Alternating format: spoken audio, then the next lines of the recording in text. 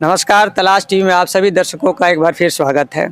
पूरे देश में जो है वो श्री राम मंदिर के प्राण प्रतिष्ठा को लेकर के कार्यक्रम आयोजित हो रहे हैं। पूरे देश में इस तरह के आयोजन हो रहे हैं, तरह तरह की चीज़ें या एक्टिविटीज़ की जा रही हैं।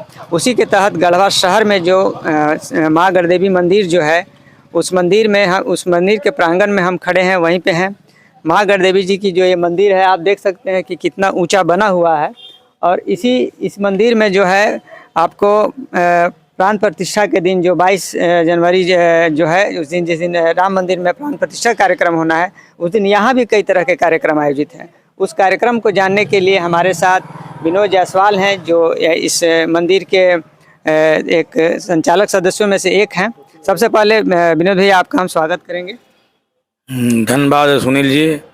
मैं अपनी ओर से भी तलाश टीवी को बधाई देता हूँ कि जो आज पूरे देश में 500 वर्ष के बाद रामलला जी का जो मूर्ति का प्राण प्रतिष्ठा होना है, उसके उपलक्ष्य में पूरे देश में मनाया जा रहा है। उसके उपलक्ष्य में गढ़वा में हमारे माँ गढ़देवी मंदिर धार्मिक न्यास की ओर से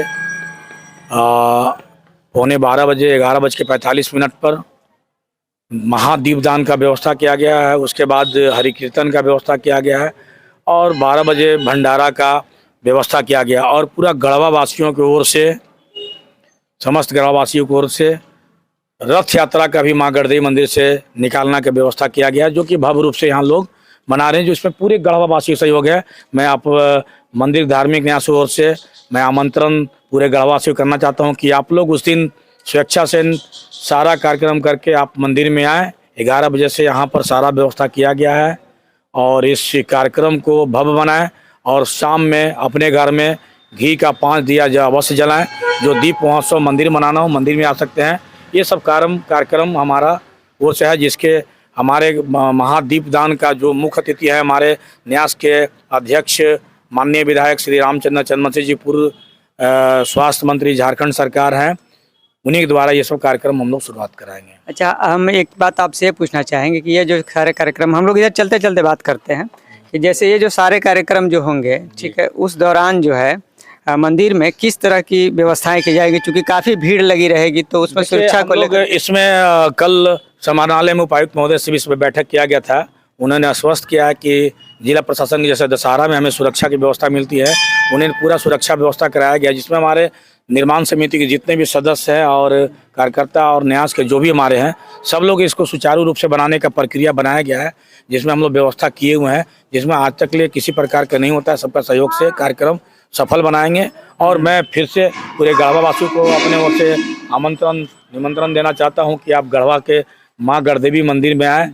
यहाँ का एक अपना आस्था है और लोगों को लगे कि हम गढ़वा में भी कुछ किया है। अच्छा, जैसे आप बता रहे थे विनोद भैया कि रथ यात्रा भी निकाला जाएगा, ठीक है, तो रथ यात्रा को लेकर के मतलब उसका थोड़ा विस्तृत जानकारी दीजिए कि कितना भव्य होगा, कब निकलेगा, कैसे? रथ यात्रा जो है पूरी तरह से उसकी तैयारी हमारे गढ़वा वासी मिलकर उसका व्यवस्था किया गया, जिसका बैठक यहाँ किया गया था, जिसमें सारे लोग का सहयोग रहा है। इस मोहल्ले वासी का हमारे जगजीवन बघेल जी हैं, करीमन जी हैं, चंदन जायसवाल जी हैं, बबलू पटवा जी हैं, टिंकू सिंह जी हैं, और सारे लोग का इसमें सहयोग है। सब लोग मिलकर एक भव्य रूप देने का, जो रथ आकर राम लक्ष्मण का जो जीवंत प्रतिमा जो है, उसको हम लोग एक झांकी के रूप में पेश करेंगे।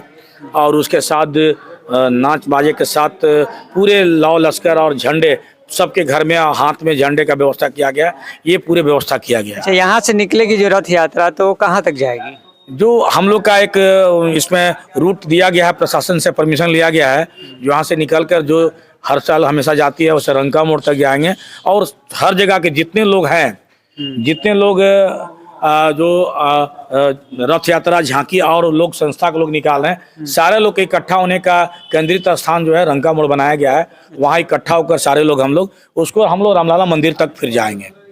अच्छा, जो ये एक और एक बात आपने बताया कि जैसे यहाँ पर जो है आप क्या वो बोलते हैं, भंडारा का भी आयोजन कर रहे हैं। भंडारा को लेकर किस तरह की व्यवस्था की गई है? भंडारे के लेकर हम लोग लगभग 12 बजे शुरू किया जाएगा। जो हमारे उद्घाटनकर्ता हमारे माननीय रामचंद्र चंद्रवंशी जी विधायक हैं, पूर्व स्वास्थ्य मंत्री झारखंड सरकार हैं, और उसकी पूरी व्यवस्था की गई है। जितने लोग आएंगे हम लोग सबको हाथे हाथ, जितने कार्यकर्ता है, लाइन नहीं लगना पड़ेगा, सबको हाथ में हम लोग प्रसाद के रूप में, माँ गढ़देवी के प्रसाद के रूप में हम लोग जो बनारसी सब्जी होता है, पूड़ी होती है और हलवा, इसकी व्यवस्था किया गया है।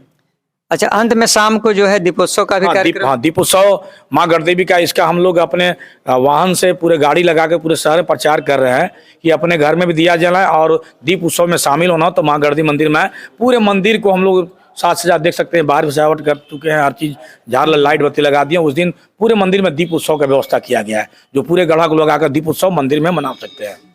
चलिए, आपका बहुत बहुत धन्यवाद कि आप तलाश टीवी में इस तरह की अपनी बातों को रखें। चलते चलते आपसे पूछना चाहेंगे कि श्री राम भगवान जो हैं, जिनकी प्राण प्रतिष्ठा होनी है, जिनके मंदिर के, उनके जीवन चरित्र से, श्री राम भगवान के जीवन चरित्र से क्या ऐसी 2-3 बातें हैं जो हम लोगों को सीख लेनी चाहिए, जो हमें या हमारे दर्शकों को बताएं? देखिए, श्री राम हमारे आदर्श हैं और राम भगवान को सिर्फ आदर्श के रूप में हम लोग मानते हैं कि उनकी जो कथनी और करनी जो वचन देते हैं उसको पूर्ण करते हैं।